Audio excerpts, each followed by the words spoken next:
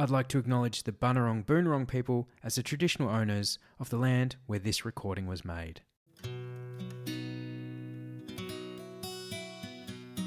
Over the past few months, I've been walking through reserves around Melbourne, Naarm, and recording conversations along the way. I've met with traditional owners and First Nations peoples, conservationists, ecologists, and others who've chosen a place that matters to them. We walk and talk about nature, what lives there, what's changed, and what needs protecting. You'll hear our footsteps, the wind in the trees, the birds overhead, and the city not too far away. This is Finding Melbourne's Nature. In Newport, in Melbourne's inner west, is Newport Lakes, a 33-hectare reserve of lakes, wetlands, grassy areas and rocky escarpments. For around a century, this was a working bluestone quarry. And after that quarrying ended, the damage to the landscape was carefully transformed into lakes and a variety of habitats for wildlife. Today, wrens dart between the shrubs, turtles surface in the lakes, and skinks scatter through all the grasses. My guest is Dr Dominique Hes, a researcher, educator and author whose latest book is The Stories of Newport Lake. Much of Dominique's work has focused on how people form relationships with places and how those relationships can shape what happens to them. She spent several years piecing together the history of Newport Lakes and recording the memories of the people connected with it. As we walk, she shows me how to read the history of the reserve through the landscape around us. We talk about the quarry's history, what happened after it closed, or almost happened, and the people who helped create the reserve that exists today. Along the way, we'll encounter wildlife that now lives here comfortably and hear why understanding the story of a place can change the way we see and care for it. We're on. Cool. Yeah, well, if you're talking about birding, the Martin Hilzebusch, who's the person who did all the work, he talks about when he first started here, he's a mad birder. Yep. In sort of 88. There were 2 families of fairy wren. Yep. That was it. Really? And noisy miners and all that. And now there are over 212 species that have been spotted, I believe, of different birds. And how's that come about? Just a rehabilitation or? Yeah, so that's kind of what this book was about, was trying to capture. So it was like a moonscape. Yeah. They stopped quarrying here. They started quarrying in 1868 and they stopped quarrying in 1968, so exactly 100 years. But then the operations that were making cement and concrete using aggregate stayed working here till the early 70s. Mm-hmm. And then it ended up being bought out by the city of Williamstown at the time, and then it was kind of ignored for about 15 years. Different councillors came and had visions, and then others wanted to fill that with rubbish, and then others had visions. The councillors who were worried about rubbish and things like that were thinking, oh, great place to dump a whole bunch of rubbish, make a landfill. But the community saw the beauty in it and snuck in, and kids swam and did all sorts of things in this area. And obviously the people who had bought around it were very keen for it not to be a dump. Mm-hmm. And so there was a whole lot of agitation for about 20 years about trying to save this. And that culminated in 95, where the council had a vote to make this into a dump. And 2 councillors, Mary Burbage and Geraldine Schutt, the mayor and one of the councillors, said no and crossed the floor. Wow. Whereas the 9 others said yes. And the community were outraged. And that's all captured in this. That took me the longest to unpick what happened when. But the community were outraged, and they caused so much fuss that in the negotiation with the community, they just said, we'll fill up this northwest hole. Mm-hmm. And so they're quarrying bluestone out of here? Yeah, that's right. And did that bluestone, would that have ended up in places in the city of note? So the first bluestone that was taken out from the 18... Sorry, we've just got a flock of birds flying over us. Oh, it's very nice. beautiful. So the early 20, 30 years of the quarry, along with a whole bunch of other quarries in this area, the bluestone would have been sent as ballast back to the UK. Really? And you'll see it in the cobblestones of Covent Gardens and so forth. So I think I went to Covent Gardens and chased up some photos of bluestone there now. You can't tell it's exactly from here without carbon dating. Yeah.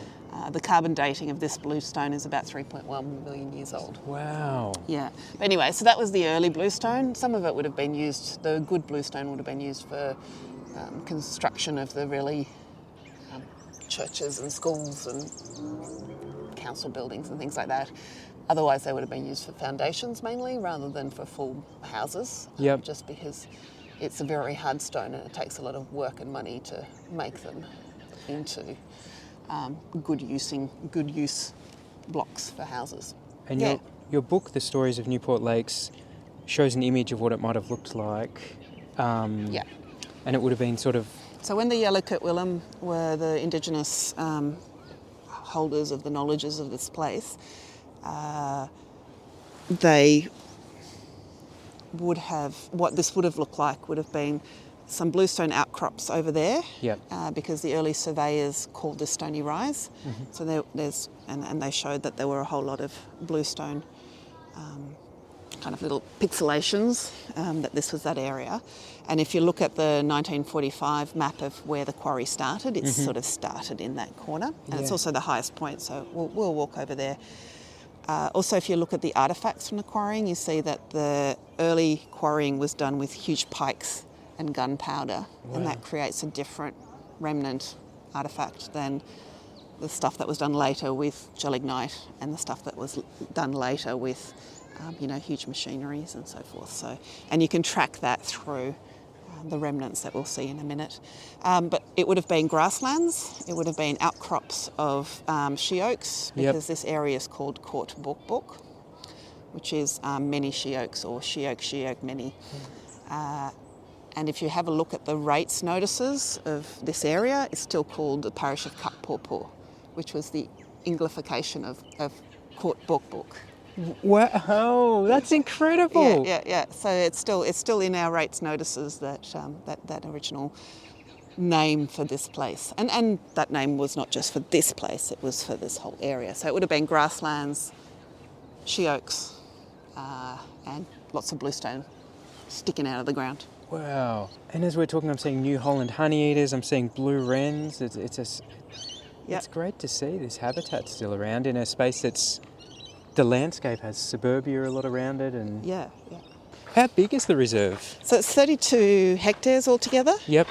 Of which 19 hectares is the lakes bit, and then the rest is sort of dog park and filled up area with rubbish that has been turned into sports areas and picnic areas and things like that. And is it managed by council or Parks Victoria? It's managed by council. Yep. Yeah. They have. I think 4 to 6 ranges, but of those ranges, they're managing over, I believe, either 40 or 70 MCGs worth of land. So this is like a small patch for them. So we're just walking here to the plaque for Martin Hülsebusch. So Martin was the foreman of this area. Yeah. And he did a lot of planting. He did a lot of hydro seeding. He'd come back and things wouldn't take, and he would do it again. Most of the things that you see were things that he planted. What the Friends group has been doing since the launch, well, actually since 1997, has been actually monthly. And this Sunday, there's one, but monthly workshops doing plantings and so forth. And then the council does a whole lot as well. But yeah, so that's... And this says the 10th anniversary of the dedication of Newport Lakes as a park, and that's from the 14th of December 2005. That's right, yeah. So the place was launched in 1995. Wow. And Martin started doing the work of creating and sculpting the lakes in 88. Just these grasses, everything looks fantastic. Yeah. And we're coming to the highlight. And look, this is a seasonal marker. So this is one of the Bunurong seasonal markers. So we're looking at a whole bunch of wattle that's just forming its flowers, which is the start of the end of the Barreen season, which is winter, old man sun. Old man sun. Or no more sun, depending on translation. We're looking here at the types of animals and birds and wildlife that you see here. Yep, on a sign. Yep. On a sign, and one of them shows a short-finned eel. Yep. And I'd never seen an eel up until last weekend. Oh, really? When I saw an eel, and it was a whopper. I reckon it was, over 2 metres long. I'm not sure how it got here, but I've seen every other creature that is in here, but I hadn't ever seen an eel. And the growling grass frog is no longer with us, unfortunately, and that's because somebody released carp and somebody released mosquito fish, and they have decimated the biodiversity. I see. Oh, that's terrible news. But yeah, it's one of the plans that the council has to, part of the conservation plan is to get rid of the carp.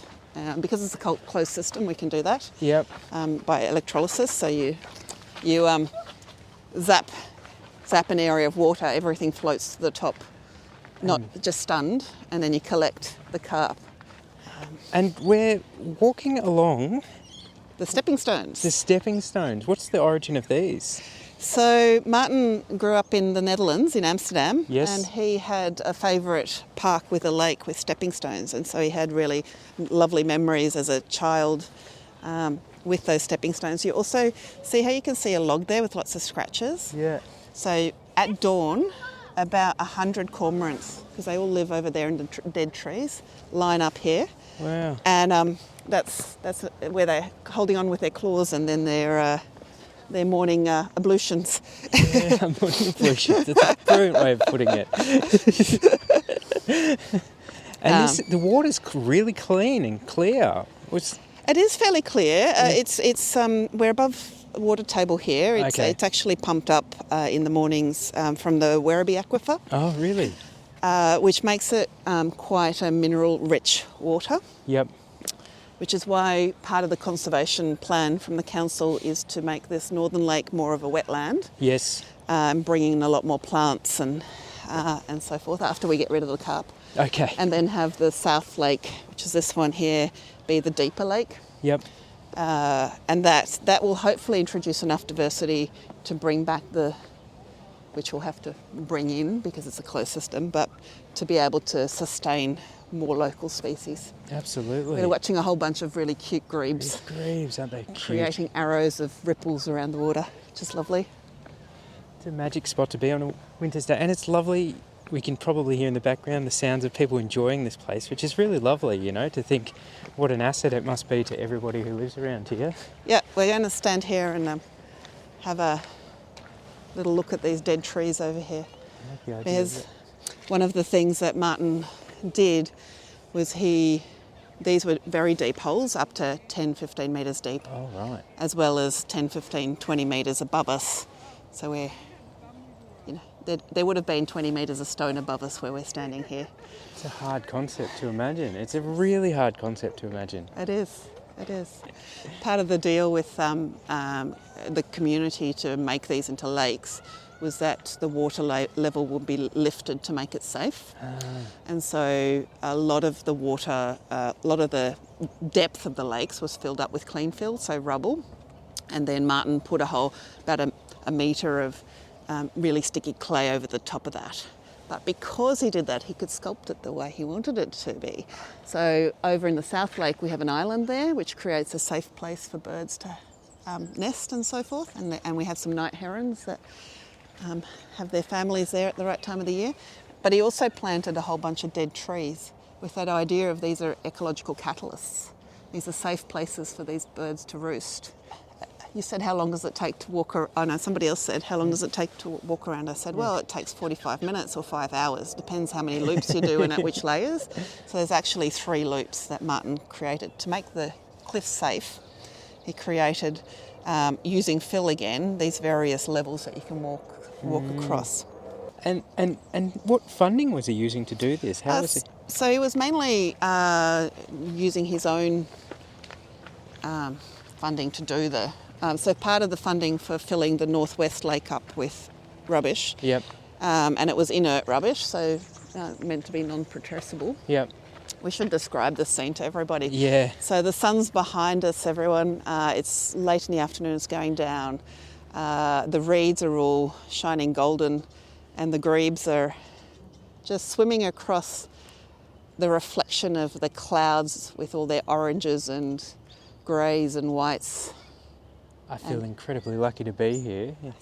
That's why I suggested coming in the afternoon. Yeah, I can see why. Yeah. And gentle bird calls and...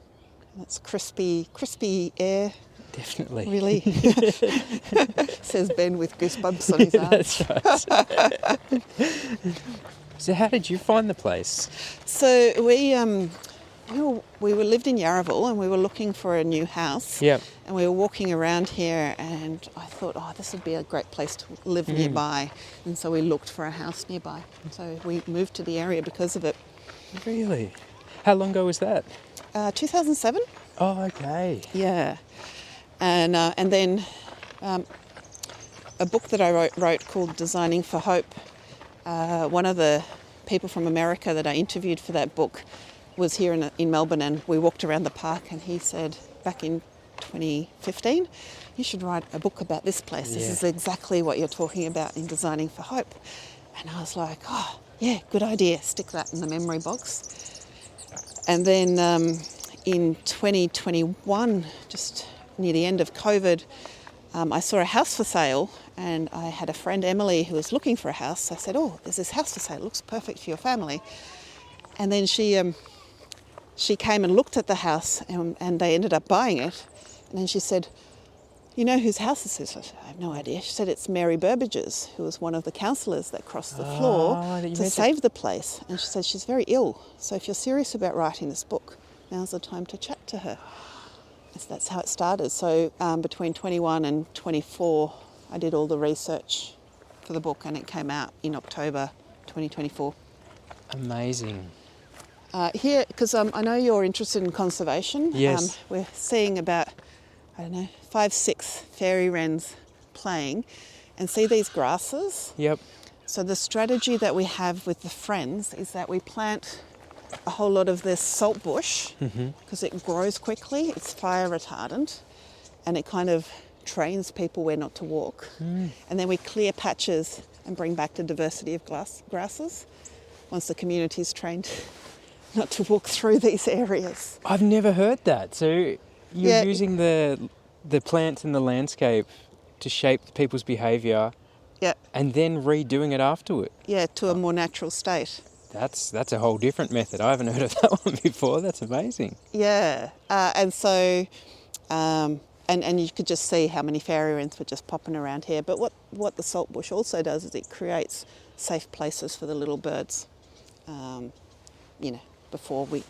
Because the establishment of complex grass systems takes longer than the establishment of these saltbush, and they're fire retardant, which then helps with if any fires happen in here. So we're on the middle path right now, and we're looking at some bluestone cliffs, and it's got what's a remnant of the quarrying. Yep. So what you're looking at is kind of where one of the big metal staffs would have come in, and somebody would have dropped down a gelignite thing, lit it, and then run away, and then it would have exploded. And then this whole section of above us would have fallen down, and then people would have broken it into smaller blocks and carted it away. So that's what this story of this artefact is. And so from here to the picnic area at the northwest east tip, there are about 12 artefacts that you can see, and it's my theory that that's us walking back in time. So this would have been in the maybe 1890s. Yes. And we're walking towards the 1860s. Incredible. And it's because of how different the remnants of that quarrying time is. And where we're walking now, which is the middle path, when this was an abandoned quarry with just lakes and cliffs, we would be walking on air right now. So we're about, what would you say, 7-8 metres above water level. And this was part of that creation of those terraces that I showed you that Martin did to create the different paths that you can walk on and therefore the different microclimates. So in an alternative universe, this probably would have been filled with waste and capped off as a tip. And then become a park or sports field or something. Like that. But yet we're standing here amongst habitat. Yep. Oh, that's a good story. Yeah. So the vegetation that's here, was the seeds collected from local areas or worked with any particular nurseries or anything like that? So there was a nursery that was set up by Martin. Oh, yep. But to start with, he just tried to find Indigenous plants. Yep. At that stage in the mid-80s, early 90s, there wasn't such thing as completely local. So a lot of the species here are from WA, the older species. Yep. He's a bit embarrassed about that now, but it's like that's what it is. Yeah, it is. Look what at it this is. beautiful moss. Yeah. So green and vibrant. And so how does the Friends group function today? What's the... So there's you pay $15 as a family membership for a year, and they organise 10 sort of events.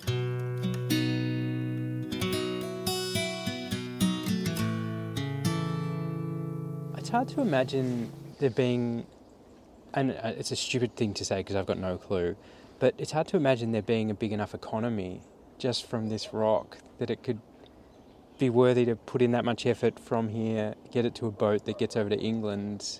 There's a lot of steps in that. Well, the ballast, the reason that they needed the ballast was everything was coming from England to here, and they needed to stabilise the boats to get them back safely. And so the economy was in that safety bit, not in the material itself. So once it was over there, people just used it for stuff. As habitats shrink around Greater Melbourne, do you see there being any potential to use this for translocations of rare species and things like that? Do you think it's safe and protective enough? So there's a great story about that, which was Suzette, one of the rangers, was working with the Friends group, clearing a bit of saltbush in the northwest park now, which I'll show, which is where the northwest quarry was, which got filled in with rubbish. It's now sort of the dog park. And they were clearing all the saltbush out of that area because it's not of what was here. Here it would have been grasslands and she oaks, not saltbush. So they were clearing it, and then they found the cool tussock skink there, which is not quite on the critical, but getting there.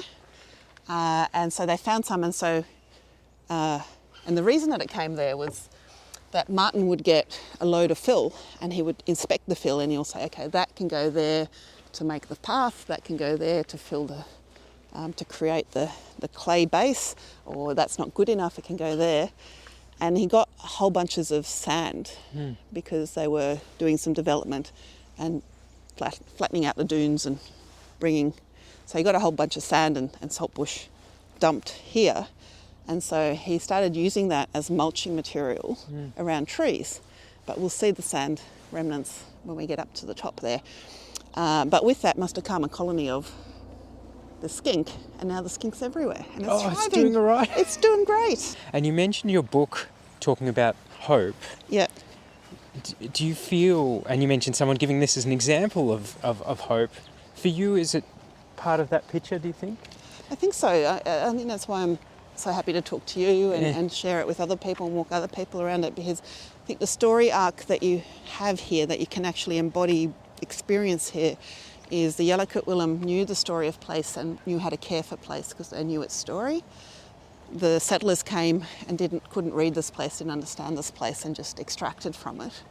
And now we're relearning that relationship with place. We're re-falling in love with this place, we're caring for this place. And in doing that, it's giving back to us. It held us safe through COVID, and it's holding the cool tussock skink safe through its challenges. So, I think there's a beautiful story there of who we can be as humans with a lot of the things we've broken. It won't ever be what it was, but it will be something different and beautiful.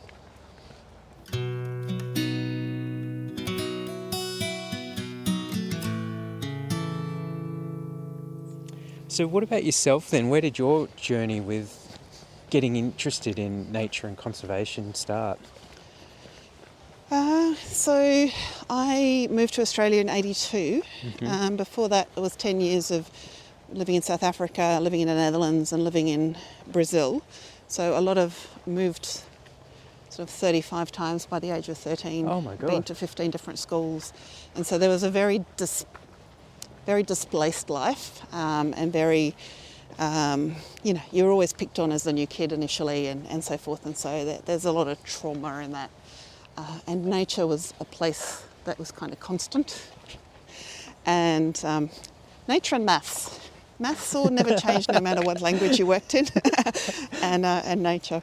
And so, so always kind of went for long walks and spent time swimming in rivers and wherever I could as part of being safe, I think. I've never put those words into my mouth.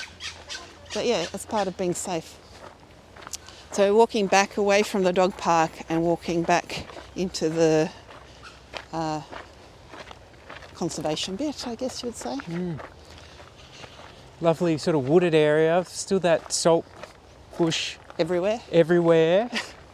But glimpses of shrubs and things coming up and diversity. It's really good. Has there been any contaminated land found as part of the rehabilitation works? So there are, Melbourne Water has pits all around the lake where they regularly take water samples to look for contamination. And the mineral level of the water is increasing. I don't know, I haven't seen any reports about contamination. I assume there is some. I know there is methane in the Pavy's whole part of the park. Because that was filled with just any old rubbish in the 70s. So people would just bring their home rubbish, bring a bag and throw it in. The free tip, was it? Yeah, sort of. I don't know if it was free, but right. yeah. I'm seeing little glimpses of she oaks emerging here and in the things. That's a good sign. Yeah, there's a fair bit of emergence happening, self-seeding, growing. That's brilliant. So we're walking into the amphitheatre now. And this is this is my favourite and most special place. Geez, I like this grassy stuff. This is fantastic. Yeah. So this is a great story here. So this is where the kangaroo apple comes up. You see that patch there? Yeah. That was burnt.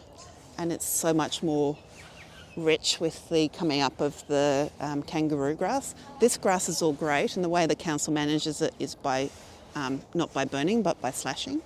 Not that they don't want to burn, but the community gets really upset when they see smoke coming out of it because they love the place so much. And so the council get a bit of flack, and so they've tried to find a different way of approaching the cool burns that would have happened here. But they did do a trial one, and this always is the most diverse grassland when it all comes out. So this is where we have the bush dance, so the pavilion's there and everyone dances here and everyone picnics over there. Bush dance? Yeah. When does that happen? March every year. Yeah. It's wonderful this year. And that's one of the places where I did the research. I put up a table, I put a big timeline down, and I had post-its and people wrote their memories on post-its along the timeline. That's so cool. And the birds seem to like it down here. They do. I'll show you a little secret spot where I like to picnic. Well, I don't know if words could do it justice, but we're sitting at an almost billabong style, surrounded by swamp paperbark and maybe some red gums on the other side. Yeah, and lots of reeds. Lots of reeds. Sort of coming back to life after their winter diebacks. There's a beautiful family of ducks that live up near that rock. We've got 3 little ones at the moment. It's a bit late for them, otherwise they're usually swimming and playing and stuff. But because this is a no dog area, the birds just feel really quite safe, and they'll come right up to you.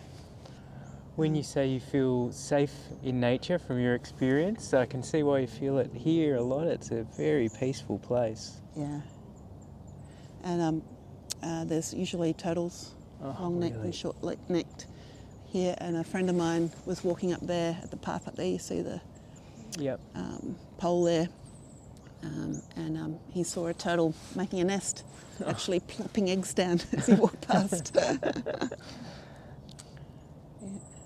Little blue wrens just darting about the water. Oh, this is magic. Oh my God, I can't believe I've never been here. Shh, don't tell anyone. Yeah, I know.